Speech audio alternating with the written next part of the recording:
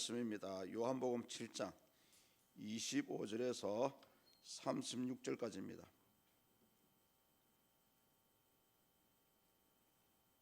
요한복음 7장 25절에서 36절까지 교독하시겠습니다. 예루살렘 사람 중에서 어떤 사람이 말하되 이는 그들이 죽이고자 하는 그 사람이 아니냐.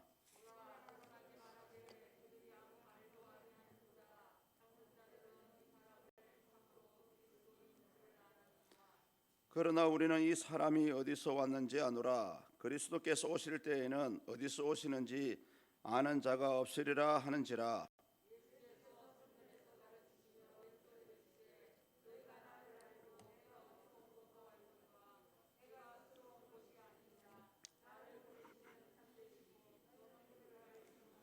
나는 아노니 이는 내가 그에게서 났고 그가 나를 보내셨음이라 하시니,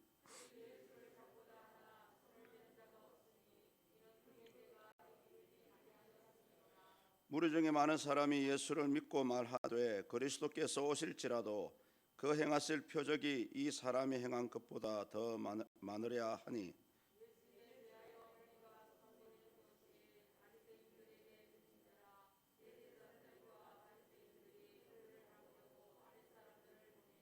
예수께서 이르시되 내가 너희와 함께 조금 더 있다가 나를 보내신 이에게로 돌아가겠노라.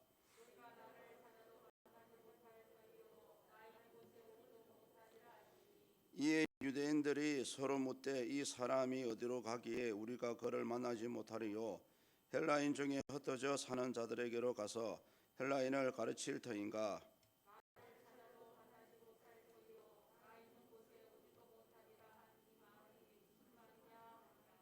아멘.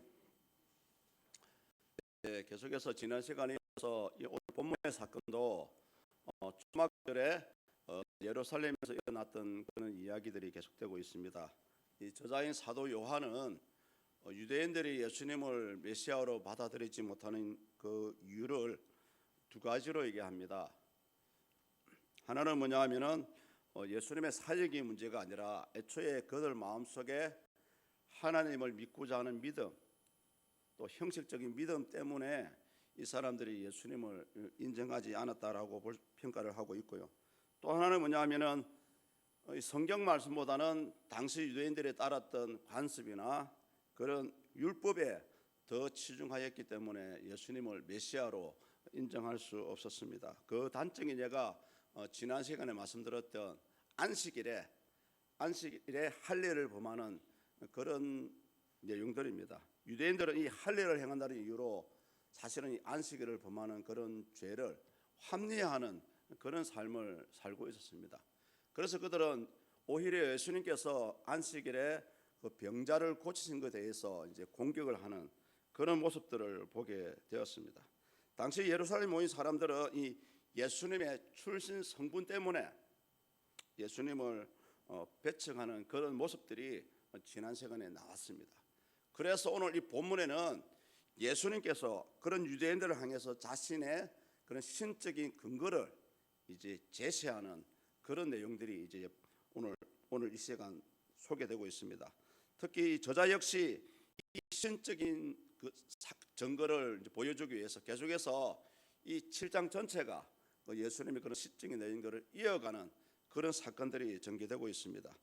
25절을 보십시오. 25절 말씀과 같이 당시 예루살렘에 살고 있는 사람들은 이미 예수님을 죽이기로 한 그 산헤드린 공회의 결정을 알고 있었습니다. 그 내용이 이거죠. 이는 그들이 죽이고자 하는 그 사람이 아니냐. 사실 이런 가운데서도 예수님은 아무런 제약도 없이 자연스럽게 성전에서 이제 말씀을 전하는 그런 모습들을 보여주고 있습니다.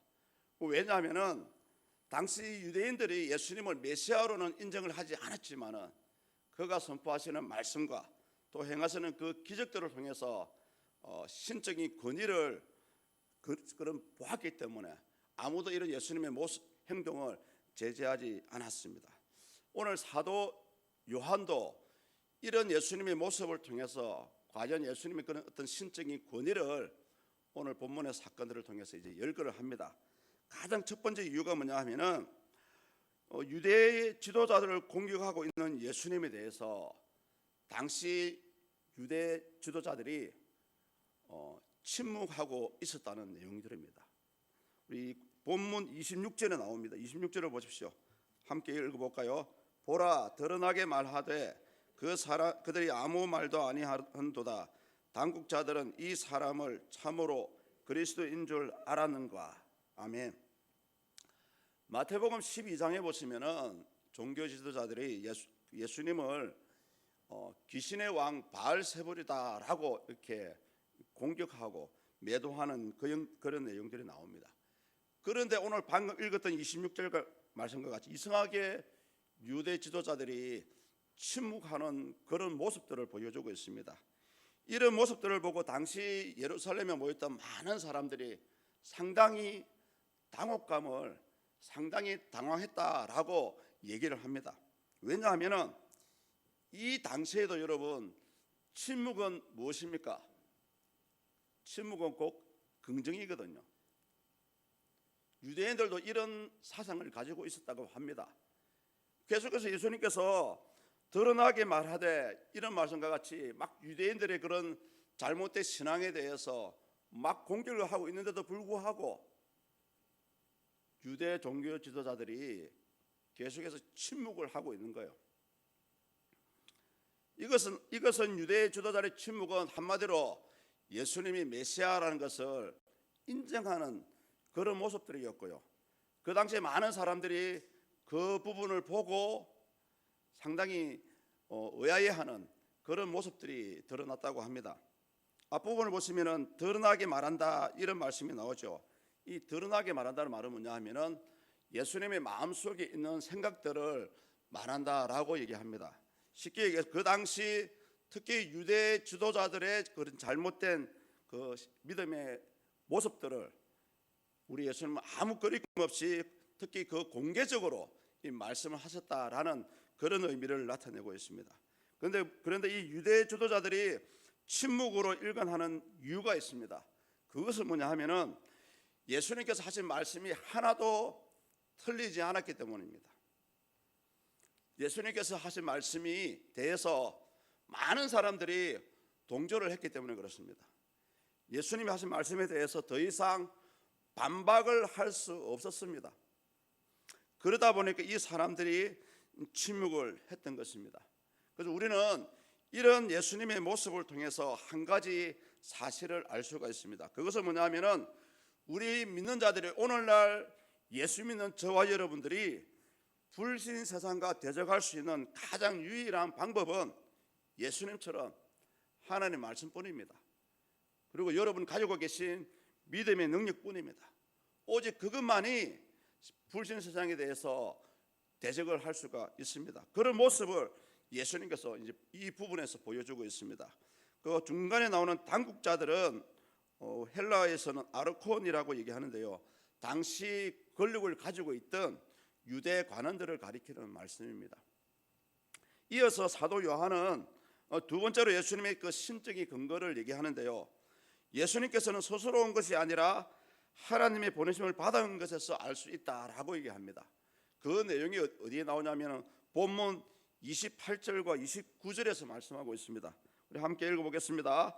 예수께서 성전에서 가르치시며 외쳐 이르시되 너희가 나를 알고 내가 어디서 온 것도 알거니와 내가 스스로 온 것이 아니니라. 나를 보내신 이는 참되시니 너희는 그를 알지 못하나 나는 아노니 이는 내가 그에게서 났고 그가 나를 보내셨음이라 하시니. 아멘. 사실 우리 구약 성경에 보면은 이미 메시아에 대한 내용들이 잘 나와 있습니다. 제가 일전에도 말씀을 드렸지만은 이 그리스도가 나사렛 사람이라고 불리고요. 또 미가서 5장이나 이사야서 11장을 보시면은 다윗의 후손으로 온다고 얘기 나와 있고, 그리고 베들레헴에서 탄생할 것이라고 예언이 되어 있습니다. 그래서 예수님이 태어날 당시에 그 당시 헤롯 대왕이 그 예수님을 죽이려고 대제사장들과 서기관들에게 물어보지 않습니까? 그리스도가 어디에서 태어날 것이냐라고 물었을 때에 그 대제사장과 서기관들은 아주 정확하게 유대 땅 베들레헴에서 태어날 것이라고 분명히 대답을 했습니다. 이처럼 당시 유대인들은 이 구약을 통해서 메시아에 대한 여러 예언들을 잘 알고 있었습니다. 근데 오늘 본문을 보시면 신기하게도 27절에 나오죠.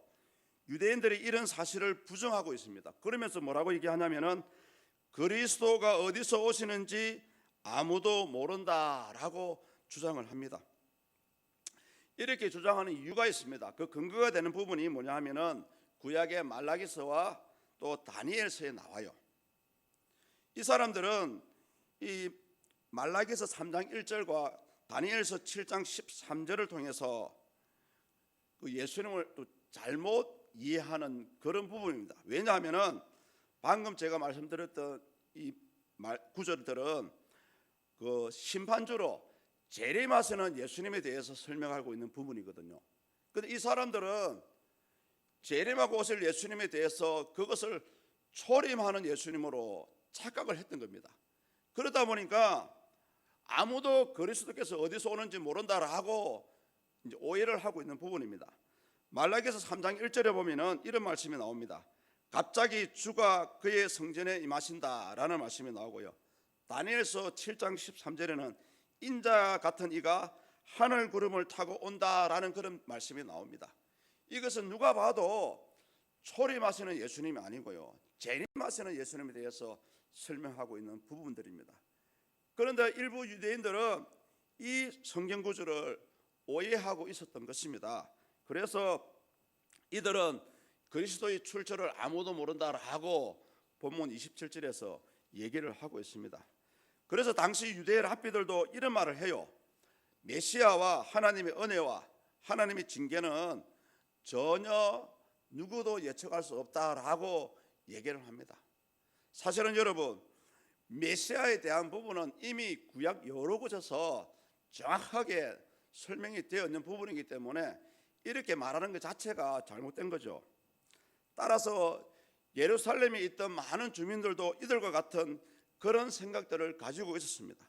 그런데 우리가 방금 읽었던 본문 28절과 29절에서는 예수님의 신적인 근거를 세 가지로 얘기하고 있습니다. 보십시오. 나는 스스로 온 것이 아니다. 그에게서 났다. 즉 하나님에게서 났다라고 얘기하고 있죠. 그리고 그가 나를 보내셨다. 이 세 개의 구절에서 예수님의 신적인 근거를 설명하고 있습니다.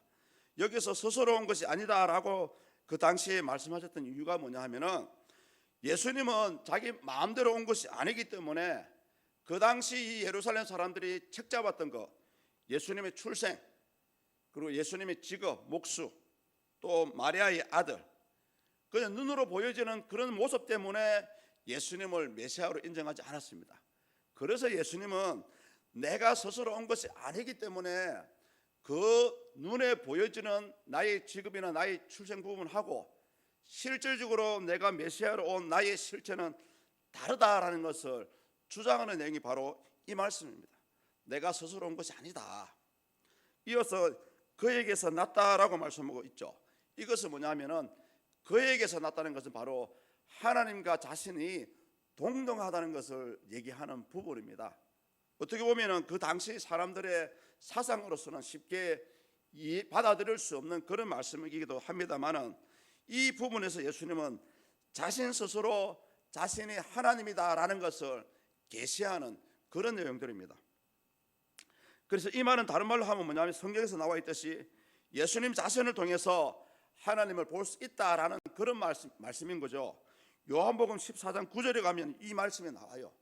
나를 본 자는 아버지를 보았거늘. 그래서 이 그에게서 났다라는 말에 대해서 우리 그 종교개혁주의자 존 칼빈은 이런 말을 합니다. 이런 표현은 그리스도의 신적인 출처, 신적인 본질을 가리키는 말이다라고 얘기를 하고 있습니다.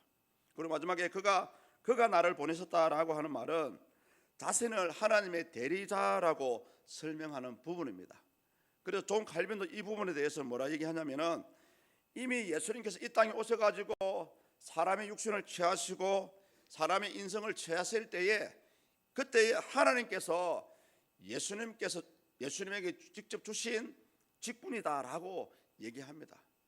예수님은 이런 자신의 대리자에 대해서 이렇게 얘기하는 거죠.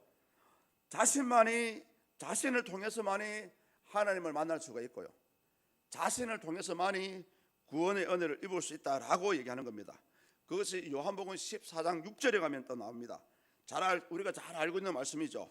요한복음 14장 6절에서 이제 말씀하십니다. 내가 곧 길이요 진리요 생명이니 나로 말미암지 않고는 아버지께로 올 자가 없느니라. 우리는 이 부분에서 상당히 중요한 느낌을 받습니다. 그래서 아무리 택한 선민 이스라엘 사람이라 할지라도 예수님을 통하지 않고서는 하나님께로 갈 수 없다는 거죠. 마지막으로 예수님은 자신의 신적인 근거를 행하신 표적에서 알 수 있다라고 얘기합니다. 본문 31절을 보십시오. 무리 중에 많은 사람이 예수를 믿고 말하되 그리스도께서 오실지라도 그 행하실 표적이 이 사람이 행한 것보다 더 많으랴 하니. 아멘.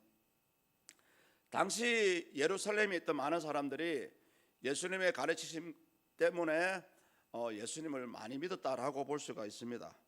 그러면서 이 사람들이 하는 말이 뭐냐면은, 설사 진짜 그리스도께서 온다고 할지라도 지금 예수님께서 행하신 표적만큼 더 많은 표적을 행하기 어렵다라고 말하고 있는 부분입니다.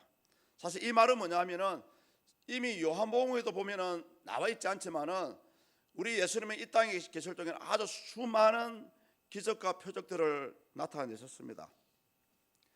그런데 이 사도 요한은 요한복음에서는 아주 대표적인 7가지 표적만 제시를 하고 있거든요. 이것은 뭐냐 하면은 우리에게 필요한 것만 보여주고 있다는 증거입니다. 그래서 예수님은 일반 사람으로서 행할 수 없는 여러 표적들을 실제로 행하셨던 부분입니다. 물로 포도주를 만드셨고요, 물고기 2마리와 보리떡 5개로 5,000명을 먹였습니다. 38년 된 병자를 치유하셨고 심지어 무리를 걸어갔습니다. 우리 성도 여러분이 가만히 한번 생각해 보십시오. 과연 이런 표적을 사람으로서 행할 수 있겠습니까?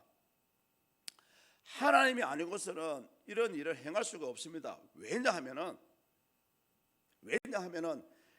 예수님이 행하신 이런 표적들은 하나님이 창조하실 때 만들어 놓으신 자연의 법칙이 있습니다. 그 모든 법칙을 다 어긴 부분이거든요. 가만히 생각해 보십시오. 사람이 어떻게 물을 걸어갈 수가 있습니까? 당연히 빠져야 정상이지 않습니까? 물이 어떻게 포도주가 돼요? 38년 동안 중병에 걸린 사람이 예수님 말 한마디에 어떻게 살아날 수가 있습니까? 이 모든 것들이 하나님의 이 땅을 창조하실 때 만들어 놓으신 자연의 질서를 어기는 부분입니다. 자, 그러면 우리는 답이 나오죠. 이런 자연의 질서를 어길 수 있는 분이 누굽니까? 그런 법칙을 만들어 놓으신 분이에요. 그런 법칙을 만들어 놓으신 분만이 어길 수가 있죠. 그래서 우리는 이런 표적을 통해서 예수님이 하나님이라는 것을 간접적으로 알 수가 있는 부분입니다. 그래서 31절과 같이 사람들이 말할 수 있는 것도 어떻게 보면은 예수님을 메시아를 인정하든 인정하지 않든 간에 그것은 중요하지 않고요, 예수님이 행하신 표적 자체가, 예수님이 행하신 기적 자체가 그 누구도 흉내낼 수 없는 신만이, 신적인 존재만이 할 수 있는 것이라는 것입니다. 그러나 그 뒤편에 보시면 안타까운 현실은 무엇입니까? 그 당시 구약의 말씀을 아주 잘 알고 있는 종교 지도자들, 그들의 모습을 보십시오. 오히려 종교 지도자들이 앞장서서 메시아를 인정하지 않고요, 도리어 예수님을 잡아 죽이려고 하고 있는 그런 모습들을 보고 있습니다. 다행히 성경은 아직 예수님의 때가 되지 않았기 때문에 그 당시에 예수님에게 손을 대는 자가 없었어요. 왜냐하면은 신학자들은 이 부분에 대해서 예수님께 손을 대지 않는 이유가 뭐냐 하면은 아직 내적인 이유와 외적인 이유가 있다라고 얘기합니다. 내적인 이유가 뭐냐 하면은 당연히 제가 지난 시간에도 말씀을 드렸던 부분입니다. 아직까지는 하나님의 섭리의 때가 되지 않았기 때문에 그 누구도 예수님을 붙잡지 않았습니다. 또 외적인 이유가 뭐냐면 그 당시 예루살렘에 모여있던 많은 사람들 중에서 이제 두 부류의 모습으로 나눠주게 되었습니다. 한 부류는 뭐냐 하면은 예수님의 가르치심을 통해서 온전한 믿음은 아니지만은 예수께서 행하신 그런 기적들을 통해서 그래도 이분이 메시아일 것이다 라고 자그마한 일말의 믿음을 가지고 있던 자들이 있고요, 또 한편에서는 일방적으로 예수님을 부정하는 그런 두 부류의 무리들이 있었기 때문에 예수님을 붙잡지 못했습니다. 당연히 긍정적인 반응을 보이는 사람들은 예수님 편에 선 사람들입니다. 그런데 문제는 뭐냐면은 부정적인 무리들입니다. 성경을 사복음서를 잘 읽어보시면 그 당시 예수님을 당했던 대부분의 사람들이 여러분 대제사장 바리새인들이었어요. 이들은 그 당시 유대인들을 종교적으로 리드하는 그런 지도자들이었습니다. 이들은 한마디로 하나님의 일을 한다고 하면서 도리어 하나님의 일을 방해하는, 예수님의 일을 방해하는 그런 방해자들이었습니다. 그래서 예수님은 이런 종교 지도자를 향해서 마태복음 23장 13절, 마태복음 23장 13절에서 이렇게 표현하고 있죠. 화 있을진저 외식하는 서기관들과 바리새인들이여, 너희는 천국 문을 사람들 앞에서 닫고 너희도 들어가지 않고 들어가려 하는 자도 들어가지 못하게 하는도다 라고 예수님이 평가를 합니다. 우리는 여기서 한 가지 교훈을 받아볼 필요가 있습니다. 그것은 과연 오늘날도 불신자들은 상관이 없어요. 교회 안에서 저와 여러분들의 믿음의 행위가 과연 옳은지를 한번 우리 스스로 한번 판단을 해봐야 됩니다. 왜냐하면 이 당시 예수님을 사랑하고 믿는다 하면서 잘못된 신앙관을 가지고 있었던 종교 지도자들, 일방적으로 메시아를 부정하던 이 사람들이 도리어 하나님의 나라와 하나님의 일을 방해하고 있었기 때문입니다. 오늘 살아가는 저와 여러분들도 어떻게 보면은 하나님을 잘 섬기고 있다라고 착각을 할 수도 있습니다. 그런데 실상은 하나님의 시각에 봤을 때는 과연 그것이 옳은지 틀린지는 답이 나와 있잖아요. 성경 말씀으로 구분을 할 수가 있고요. 더 중요한 것은 뭐냐면은 그 당시 예수님을 반대했던 무리들은 일반 사람들이 아니고 바로 종교 지도자들이었습니다. 어쩌면 오늘날도 우리는 누구라고 어느 교회라고 말할 수는 없지만은 혹여 우리 가운데 혹여 다른 지역에 오히려 하나님을 더 잘 알고 있고 하나님을 오래 믿어왔던 사람들이 이런 바리새인들과 대제사장 같은 그런 행동들을 하고 있지 않는지는 우리 스스로 한번 판단을 해보아야 합니다. 오늘 사도 요한이 계속해서 이런 스토리를 이어가는 이유가 뭐냐 하면은 많은 사람들이 예수님의 메시아 되심을 부정하고 있었기 때문에 사도 요한은 아니다, 우리 예수님은 메시아가 맞다라는 것을 보여주기 위해서 오늘 이 본문의 말씀을 하고 있습니다. 세 가지로 얘기했죠. 그 당시 예수님의 그런 혹독한 비판에도 불구하고 침묵으로 일관했던 유대 지도자들의 모습을 통해서 우리는 예수님의 그 선포하신 말씀이 권위가 있고 능력이 있었다는 것을 알 수가 있고요. 예수님은 본인 스스로 온 것이 아니고 하나님이 보내서 오셨다라는 보냄을 받았다라는 그 말씀 속에서 예수님의 신적 권위를 알 수가 있고, 마지막에는 우리 일반 사람이 행할 수 없는 그런 놀라운 표적을 행하신 그 표적을 통해서 우리는 예수님이 당연히 메시아라는 것을 간접적으로 인정할 수가 있습니다. 그래서 우리는 오늘 이 본문을 통해서 한 두 가지를 한번 생각해 봐야 됩니다. 원래 이 본문이 얘기하고자 하는 의도가 있거든요. 그 의도가 뭐냐면은 만약에 우리 사람이 예수님을 믿는다 하면서 그 당시 유대인들과 같이 무지와 오해, 말씀을 잘못 오해하고 있는 것 때문에 어떻게 보면은 진짜 하나님의 살아계심, 또 예수님과의 인격적인 만남을 이루지 못할 수가 있다는 것입니다.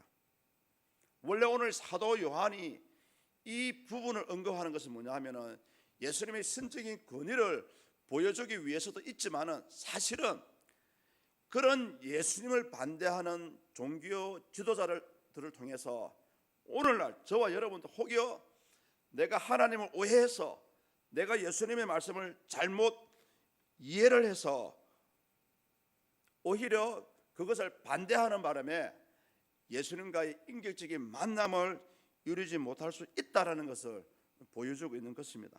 당시 유대인들은 당연히 메시아에 대해서 알고는 있었지만은 자기들 편한대로 예수님을 평가를 했던 것입니다. 분명히 구약의 곳곳에 예수님의 출생과 그 예수님의 나심에 대해 가지고 이미 창세기 3장 15절부터 출발해서 나와 있지 않습니까? 여자의 후손으로 낳을 것이다. 그 다음에 동정녀 마리아의 몸으로 나올 것이다. 베들레헴에서 태어날 것이다. 다윗의 혈통으로 태어날 것이다. 이미 이 사람들은 오히려 저와 여러분보다 더 많은 성경적인 지식을 가지고 있었습니다. 그럼에도 불구하고 메시아가 오셨음에도 불구하고 인정하지 않았습니다. 그것은 뭐냐 하면은 아무리 우리가 신앙이 좋다 할지라도 하나님의 말씀을 오해한다면은 우리 자신도 모르게 하나님을 대적하는 사람이 될 수 있다는 거죠. 그래서 우리는 무엇보다 말씀을 많이 아는 것도 중요하지만은 그 말씀을 바르게 이해하는 그런 이해도 필요합니다. 그래서 무엇보다 우리가 예수 그리스도의 살아계심을 체험하는 가장 간단하면서 쉬운 방법은 당장은 말씀이 믿어지지 않지만은 그냥 받아들이는 거예요. 하나님의 말씀이기 때문에 그것을 베드로가 잘 보여줬습니다. 깊은 데로 그물을 던지라라고 명령했을 때에 베드로가 그 말 하지 않았습니까?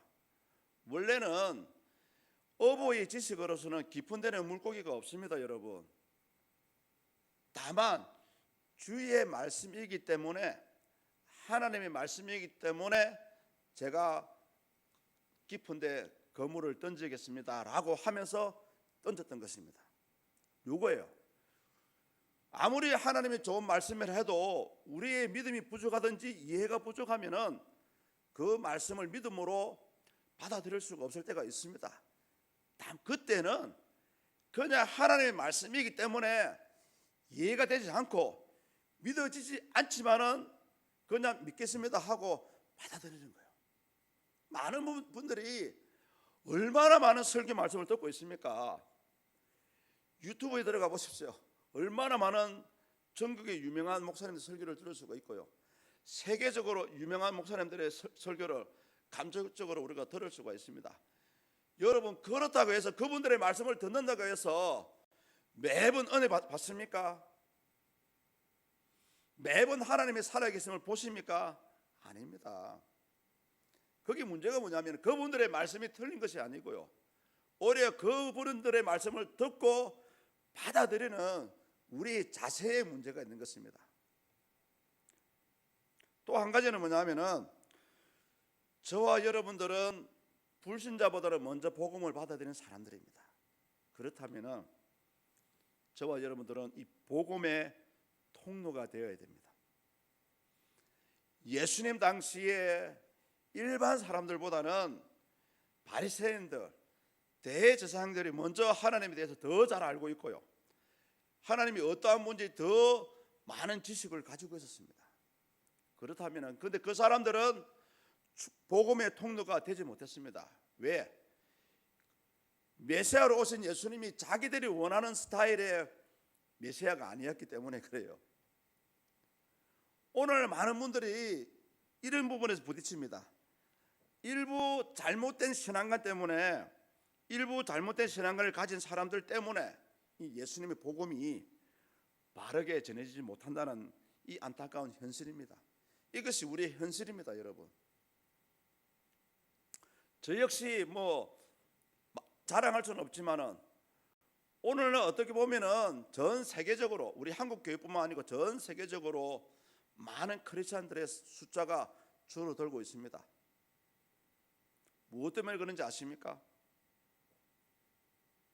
우리 크리스천들이 뭐 나쁜 짓을 해서가 아니고요, 사실은 올바른 신앙관을 가지고 올바른 신앙의 모습을 드러내지 못했기 때문에 많은 사람들이 그 모습을 보고 네가 믿는 하나님 니나 잘 믿어라라고 하고 복음을 받아들이지 않는 거예요.